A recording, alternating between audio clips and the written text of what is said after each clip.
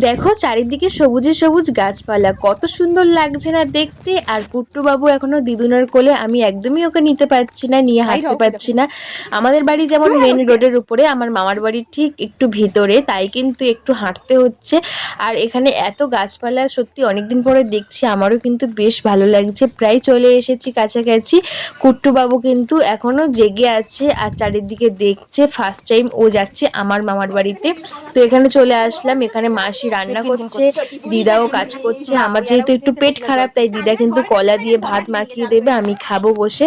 আর এখানে কুট্টুবাবু একটু এখানে রেস্ট নেবে, আর তাই কিন্তু আমিও ড্রেস চেঞ্জ করে নেব। আর এখানে মাসিকে বলেছিলাম যে আমি ফুচকা খাবো, তাই কিন্তু মাসি সকাল সকাল উঠেছে, উঠে ফুচকার সমস্ত কিছু রেডি করেছে, এখন কিন্তু ফুচকা ভাজছে। দেখো কতটা সুন্দর প্রত্যেকটা ফুচকা ফুলছে। আমি যে কেন পারি না ঘরে তা আমি জানি না। তো ফোলা হয়ে গেলে, মানে সমস্ত ভাজা হয়ে গেলে ভাই কিন্তু এগুলো আবার সব রোদে দেবে। একটু বাবুর পাপা আসবে, তাই রাতের বেলা সবাই মিলে মজা করে একসাথে বসে খাবো। তো কালকেই বাড়ি চলে যাচ্ছি।